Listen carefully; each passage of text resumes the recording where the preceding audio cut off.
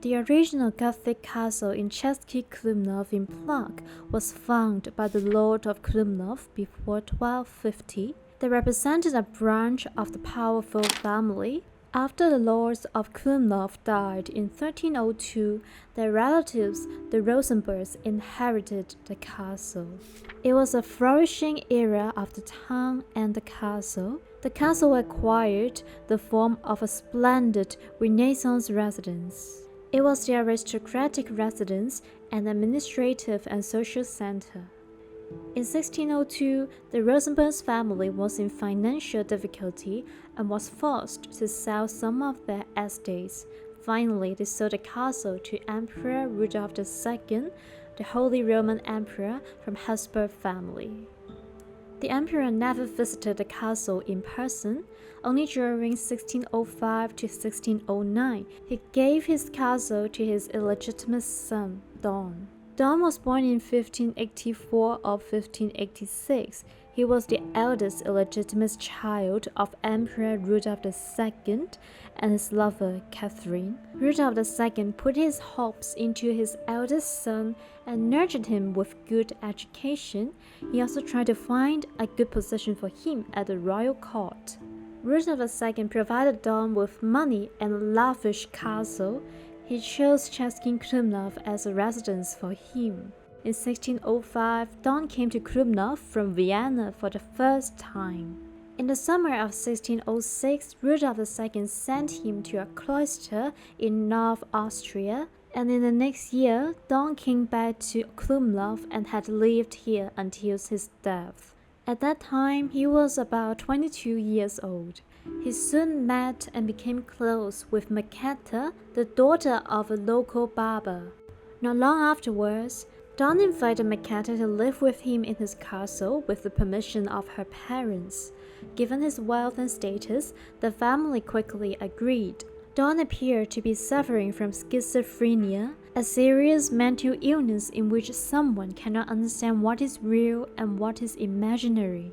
Shortly after Maketa moving in with him, Don began to violently beat her and torture her.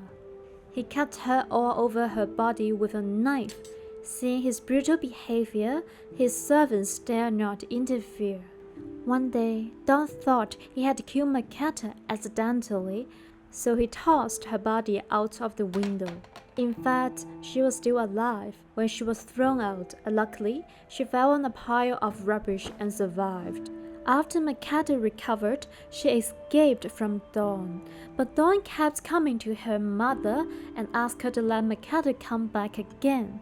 Her mother refused, so he put Maketa's father in prison. After suffering horrible torture for 5 weeks, her father finally gave in.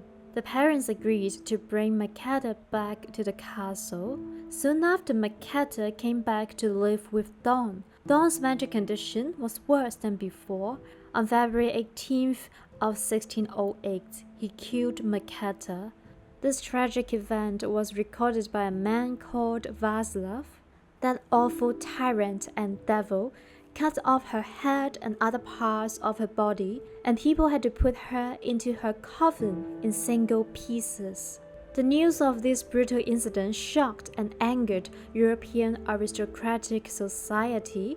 Emperor Rudolf II had no excuses for his son's unforgivable behavior. He decided not to defend him and put him in prison in the castle for the rest of his life. After the incident, Don's mental illness became more serious. His mental state deteriorated to an extent that he began living more like an animal. He refused to eat, to wash, to shave, or to change clothes. Don kept throwing things around and out of the windows. Towards the end of his life, he lived in filth and rubbish. He only slept on carpet. The servants were so scared of him, so no one was willing to enter his room. The smell coming from his room grew worse with time. His health condition soon declined. On 25th June 1609, he fell down and died from suffocation after his ulcer ruptured and went to his throat.